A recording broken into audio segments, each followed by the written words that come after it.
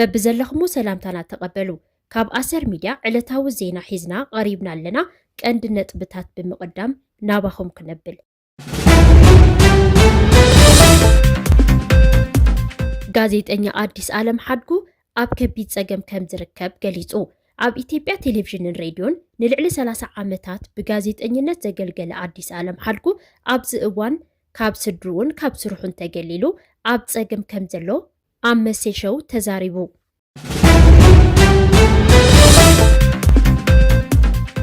ኣብ ስዑድ ዓረብ ሞት ዝተፈረዶምን ኣብ ደቡብ ኣፍሪቃ መጥቃዕቲ ዝበፅሖምን ዜጋታት ክንበፅሓሎም ንፅዕር ኣለና ኢሉ መንግስቲ ኢትዮጵያ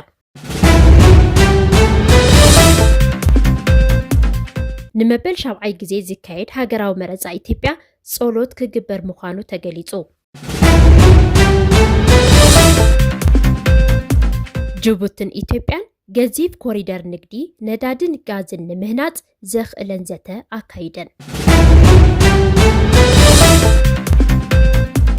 ጋዜጠኛ አዲስ ዓለም ሓድጉ ኣብ ከቢድ ፀገም ከም ዝርከብ ገሊጹ ኣብ ኢትዮጵያ ቴሌቪዥንን ሬድዮን ንልዕሊ 30 ዓመታት ብጋዜጠኝነት ዘገልገለ አዲስ ዓለም ሓድጉ ኣብዚ እዋን ካብ ስድሩን ካብ ስሩሑን ተገሊሉ ኣብ ፀገም ከም ዘሎ ኣብ መሴሸው ተዛሪቡ አዲስ ዓለም ሓድጉ ብመምህርነት ብፍላይ ድማ ብትምህርቲ ብሬድዮ ኣብ ሕልና ብዙሓት ተጋሩን ኤርትራውያንን ዘሎ ጋዜጠኛ እዩ ብድሕሪኡ ድማ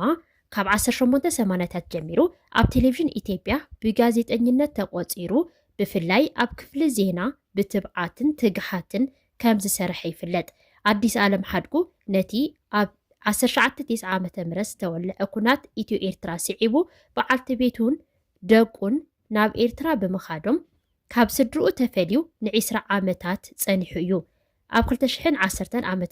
ኣብ መንጎ ኢትዮጵያን ኤርትራን ዝፀንሐ ጽልኢ ብዕርቂ ምስ ተፈትሐ አዲስ ዓለም ናብ ኣስመራ ኸይዱ ምስ ስድርኡ ተራኺቡ ነይሩ ኣብዚ እዋን ካብቲ ንልዕሊ 30 ዓመታት ዝሰርሐሉ ኮርፖሬሽን ብሮድካስቲንግ ኢትዮጵያ ብጥሮታ ተገሊሉ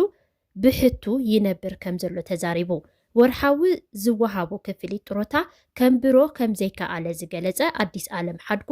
ኣብ ልዕሊኡ ፀገም ጥዕና እውን ኣጋጥምዎ ከም ዘሎ ሓቢሩ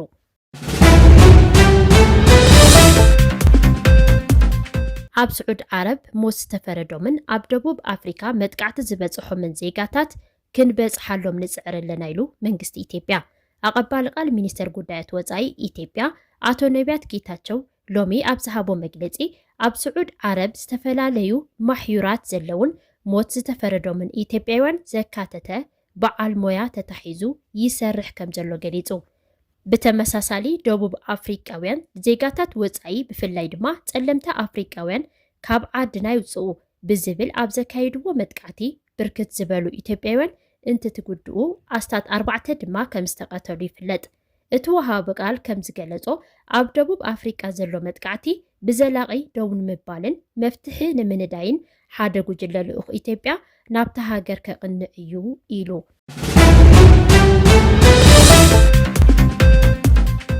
ንመበል 7ይ ግዜ ዝካየድ ሃገራዊ መረፃ ኢትዮጵያ ጸሎት ክግበር ምዃኑ ተገሊጹ ጉባኤ ትካላት ሃይማኖት ኢትዮጵያ ንመበል 7ይ ሃገራዊ መረፃ ኣመልኪቱ ልዕሊ 1000 ዜጋታት ዝሳተፍሉ መርሃ ግብሪ ጸሎትን ዱዓን ከም ዝተዳለወ ኣፍሊጡ እቲ መደብ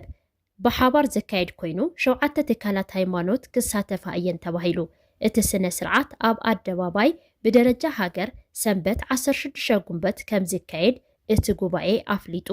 እቲ መደብ አዲስ አበባ ኣብ ዝርከብ መናፈሻ ኣራዳ ዝካየድ ኮይኑ ዕላምኡ ድማ ኣብቲ ን24 ጉንቦት ዝካየድ መረፃ ህውከትን ዕግርግርን ተወጊዱ እቲ መረፃ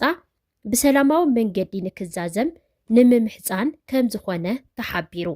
ጉባኤ ትካላት ሃይማኖት ኢትዮጵያ ኣብ እዋን ኮሮና ቫይረስ ተመሳሳሊ ሓበራዊ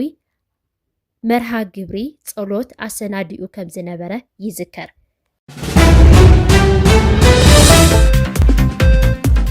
ጅቡትን ኢትዮጵያን ገዚፍ ኮሪደር ንግዲ ነዳድን ጋዝን ንምህናፅ ዘኽእል ዘተ ኣካይደን ፕሬዚዳንት ጅቡቲ እስማኤል ዑመር ጊሌ ምስ ዋና ፈጻሚ ስራሕ ሆልዲንግስ ኢንቨስትመንት ኢትዮጵያ ብሩክ ታየ ኣብ ዘካይድዎ ዘተ ክልቲአን ሃገራት ምንቅስቃስ ሎጂስቲክስ ኢነርጂ ንምቅልጣፍ ዝሕግዝ ኣዝዩ ሰፊሕ ዝኾነ ህንፀት ፕሮጀክት ኮሪደር ሰደድ ነዳድን ጋዝን ዕላው ንምግባር ዘትዮም